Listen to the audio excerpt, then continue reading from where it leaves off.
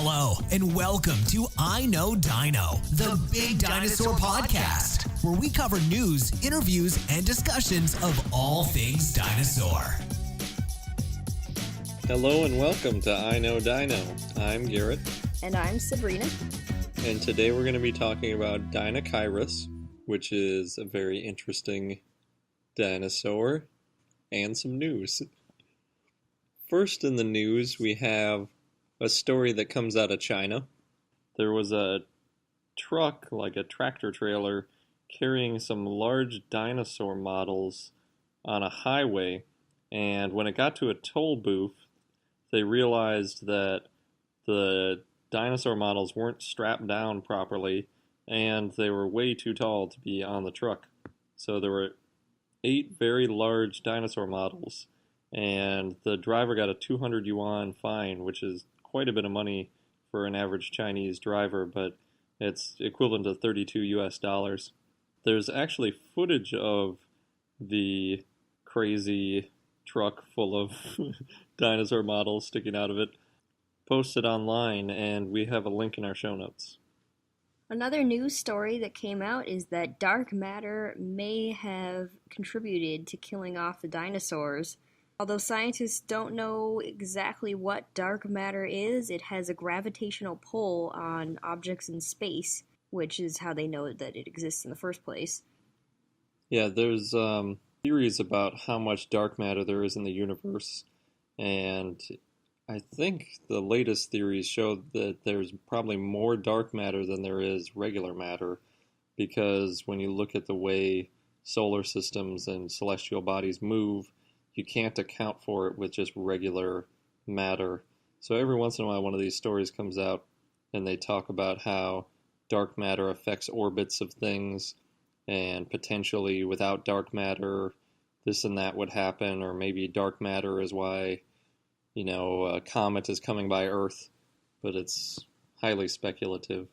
In dinosaur era news, there's an ichthyosaur skeleton that's been sitting in a museum in England, specifically at the Doncaster Museum and Art Gallery, and for 30 years it's been sitting there, and they thought that it was either a copy or just a fake in the back room of the museum, but they realized just now that it's actually a real fossil. And not only that, but it's actually a brand new species that had never been discovered before. So for 30 years that's been sitting there waiting for someone to notice it, and they just did. So this species is 189 million years old, and the fossil was originally found off of Dorset's Jurassic coast in the early 80s, and they're not sure how people started thinking it was a plastic replica. It's been named Ichthyosaurus anagae to honor the British collector Mary Anning, who first collected Ichthyosaurus in the early 1800s. National Geographic this week answered the question, how long-necked dinosaurs drank water without getting dizzy. So there's no evidence that giant sauropods like Brachiosaurus drank water, but according to Casey Holliday of the University of Missouri's Department of Pathology and Anatomical Sciences, they obviously could. Like giraffes and long-necked birds, these sauropods probably had some valves in their necks to help regulate the blood going to and from the head, but there's no actual physical evidence of this. Humans have something kind of similar in their legs that prevents blood from pooling in your feet. There are some small valves that keep the blood from pooling, and it helps circulate and basically make it a one-way flow in certain areas. So obviously sauropods would need a more extreme version of this because it had such a long neck, and if it bent down, its head would be so far from its heart, it would need quite a series of valves to keep everything working properly. Another theory on how they drink, so giraffes, for example, have a hard time drinking, but they only have to drink every few days, and they get most of their water from their plants. So sauropods might have been able to get water from the plants that they ate all day. The last piece of news is not huge news, and it's not even all that surprising, but the American Association for the Advancement of Science, which publishes the magazine Science, did a study all over the U.S. that measured the average noise level in 1.5 million hours of acoustical monitoring. And they did it all throughout the country to see where the quiet places were, where the loud places were, and their goal was basically to see what kind of impact noise might have on animals. But during the investigation, they noted that one of the quietest places in the country is in Dinosaur National Monument. And when we visited there, it was very quiet and pretty cool because it's so remote. It's on the border between Colorado and Utah. The nearest city you can actually get a hotel in is called Vernal, Utah, which until really recently was tiny. But there's been a little bit of an oil boom there, so there's a few people there now. But it's definitely worth visiting. And now you can add another reason to it, is that it's very serenely quiet. Our dinosaur of the day is Dinocheirus mirificus, and that name means terrible hand. It lived in the Cretaceous about 70 million years ago, and originally in 1965, only its arms were found in Mongolia's Gobi Desert. So for many years, paleontologists kept returning to the formation where the arms were found to try to find the rest of the body, but it wasn't until 2009 that anyone found anything, which made this dinosaur a huge mystery. So for 50 years, all they knew about it was that it had two giant arms, and each arm was 8 feet long with 3 8-inch claws. So, of course, there were a lot of theories on what kind of dinosaur this was. Some people thought it was a T-Rex because of the claws, or it was a giant sloth-like creature. Others thought that it might be over 100 feet long. Yeah, I remember going to museums and seeing replicas of these arms and claws with little statements like, who knows what kind of creature had these arms? And all the things I had imagined aren't even close to as interesting as what the animal actually is like.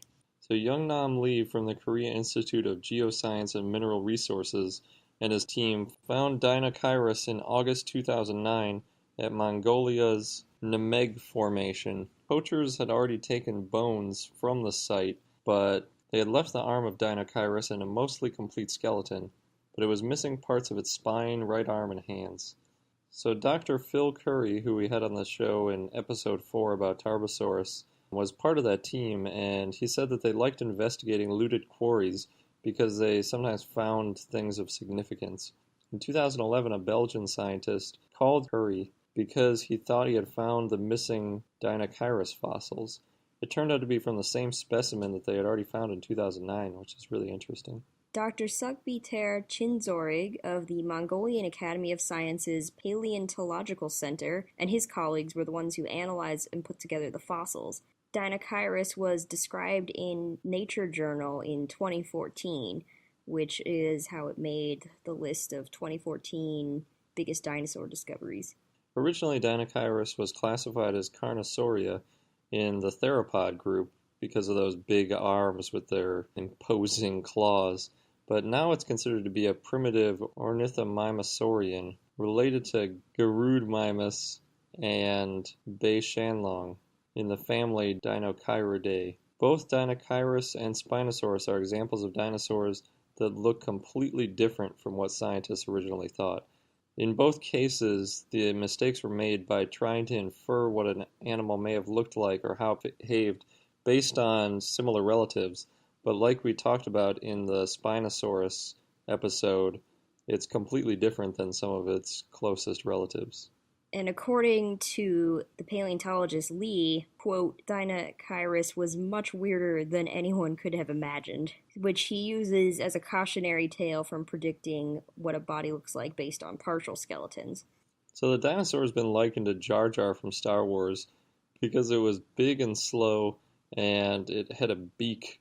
Dinocheirus was about 11 meters or 35 feet long and weighed about 6 tons, which is about the size of a T-Rex, although a little smaller. It didn't have a strong bite like T-Rex, and instead it had a duck-like mouth with no teeth. So Dinocheirus walked upright on its 2 legs because it had its front arms were actually like arms, so it didn't use them to hold its weight, and it walked with its arms out in front of it. Dinocheirus had a narrow body, and it had 10 neck vertebrae that were low and long, but they got shorter as they got farther away from the skull, and that seems to mean that Deinocheirus had an S-curved back, kind of like a goose or something. Deinocheirus had 12 back vertebrae, and much like Spinosaurus, they had a similar ratio of height of neural spines to the vertebrae. Dr. Chin Zorig said that Deinocheirus had tall dorsal spines like Spinosaurus, truncated hoof-like claws on its feet so it wouldn't sink in muddy grounds, and bulky hind legs like Tyrannosaurs with sauropod-like hips and a hadrosaur-like duckbill.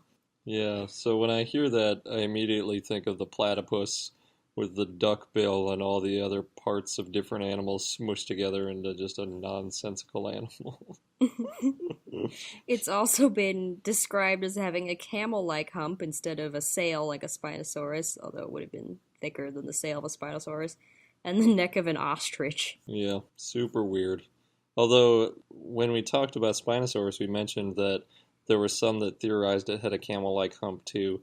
So I'm curious to see if, as time goes on, they decide that maybe it was more like the Spinosaurus. And the duck-like bill that it had was round and had a flat beak that was covered in keratin. Its lower jaw was much bigger and deeper compared to its slender upper jaw, so I guess it had kind of an underbite, and its upper jaw was similar in size to a tyrannosaur, but like we mentioned, it didn't have much biting force by comparison. Deinocheirus had blunt, short claws that were similar to the Therizinosaur Allosaurus, and it used the claws for digging and gathering plants. It also had a tail fused into a pygostyle, which supports tail feathers in modern birds, so probably had a fan of tail feathers in addition to its beak and hump. So Deinocheirus is technically an ornithomimosaur, which is the word for ostrich-like dinosaur, and they're known for being fast, but Deinocheirus is too big to be fast, so it was pretty slow, actually, even compared to humans. Most ostrich-like dinosaurs were only a little bit bigger than people, but this thing, if you look at a picture of it next to a human, it looks like a T-Rex, we're dwarfed by the thing. So the fact that it evolved so giant is probably why it looked so weird. Lee and his team found bite marks on the Deinocheirus, which makes them think that they were prey for the actual Tyrannosaur that was around in the same time and place as them, which is Tarbosaurus. Dr. Currie, who we got to interview and talked at length about Tarbosaurus, said that Deinocheirus' giant size probably helped protect it from Tarbosaurus. Deinocheirus is probably a mega omnivore, which means that it pretty much ate everything it found. Deinocheirus ate soft plants, especially ones that grew at the bottom of streams and lakes. It probably used its duckbill to get at them, and then sucked up the plants with its big tongue inside its lower jaw. To grind up the food, it swallowed stones that we've mentioned before called gastroliths, like ostrich and other modern birds do. And Lee and his team found over 1,400 of those gastroliths inside the Deinocheirus specimens that they discovered. They also found fish remains, which means Deinocheirus probably spent a lot of time in fresh water and, again, could eat anything. So fish, small vertebrates, and plants. It's been described as a garbage disposal type of dinosaur that probably used its large hands to either dig for food or pull down branches. Yeah, it's about the last thing you'd imagine when you see these huge clawed hands is digging for, like, garbage to eat. But, yeah, there you go. So Deinocheirus is one of the largest ornithomimosaurs, but it had hollow bones to keep it lightweight. And of bipedal dinosaurs, it had the largest arms. Deinocheirus was probably diurnal, and it also had a pretty small brain size compared to its body, and actually the ratio of brain to body size is similar to that of sauropods, which is not like other ornithomimosaurs that had proportional size brains. Yeah, and if you think about sauropods, kind of like a big cow, they don't really have to think too much because they're just grazing all day, and that kind of matches with Deinocheirus's lifestyle of just grazing on everything around, rather than, running and hunting or things the theropod would do that they originally thought it was. So Deinocheirus is part of the family Dinocheiridae, which lived about 115 to 69 million years ago. They were named because of Deinocheirus' unique arms, and again, originally scientists thought Deinocheirus was a carnivore. As we mentioned, Dinocheiridae is part of the group Ornithomimosaurus. Ornithomimosaur skulls were small with large eyes and slender necks. Most of them had toothless beaks, although some primitive species had teeth. Ornithomimosaurs had long arms with powerful claws, so Deinocheirus actually had that in common with the rest of its cousins. But its long hind limbs and strong toes and hoof-like claws made them some of the fastest dinosaurs, and they had feathered, not scaly hides. Another thing they might have had in common.